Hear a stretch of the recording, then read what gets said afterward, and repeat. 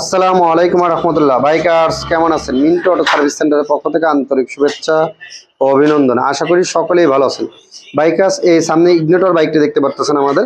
তাই এই ইগনিটর বাইকের একটি সমস্যা আছে, সেটা হচ্ছে এয়ার ফিল্টারটা খুবই দ্রুত চলে যায়। তার মেন হচ্ছে আপনার ধুলাবালির জন্য। তাই দেখতে পাচ্ছেন কিরকম ধুলাবালি, আপনার পুরা বাইকের নিচে কিন্তু প্রচুর পরিমাণে ধুলাবালি আটকে রয়েছে। আর বাংলাদেশের আমাদের বিশেষ করে ঢাকা শহরে এত পরিমাণ ধুলাবালি যা বলার মতো না। তা এটা এয়ার ফিল্টারটা তেল দিয়ে ভিজানো থাকে, যার ফলে এয়ার ফিল্টারটার ভিতর বালুটা টানে বেশি। এর জন্য এই ইগনিটরের গাড়ির এয়ার ফিল্টারটা কিন্তু খুব দ্রুত চলে যায়।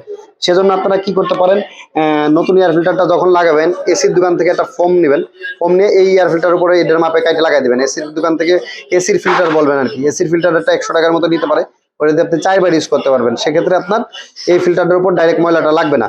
আর আরেকটা কাজ করতে পারেন, আপনার এটা যেমন আমরা এয়ার ফিল্টারটা কিন্তু দেখতে পাচ্ছেন একটু ভিজা ভিজা, এটা কিন্তু ময়লা না, ভিজা আর কি, তেলের ভিজা।